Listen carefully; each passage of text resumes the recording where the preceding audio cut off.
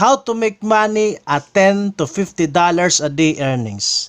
I call this micro workers. It pays workers to carry out quick tasks of or micro jobs. There are many types of jobs you can carry out or select. Here are some of them. Adding comments, downloading apps using your mobile phone, forum participation, testing websites, carrying out searches, and writing articles from 100 to 500 words.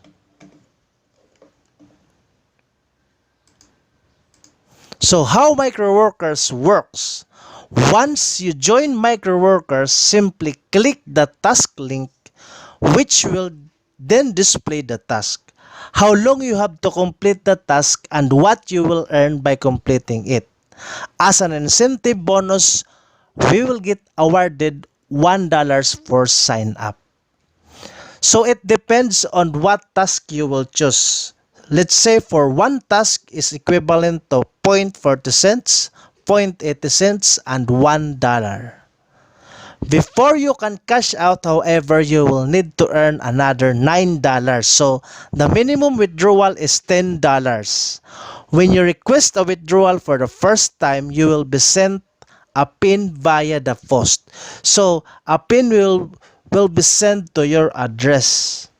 This is unfortunately can take between 1 to 4 weeks to arrive. But once the pin is received and you enter it, you will receive payment quickly and successively. So just one time pin verification for your address. So now we will go to microworkers.com, the website which we will earn our $10 to $50 a day. So here, microworkers.com, just type in microworkers.com, hit the registered link button.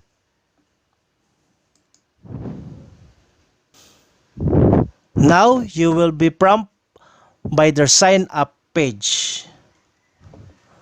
So you will just put in your name, your middle name, last name, company, it is optional. If you are individual, birth date, email, and your password, of course. And please provide a mailing address. This is to verify later your PIN. Don't forget your country, of course.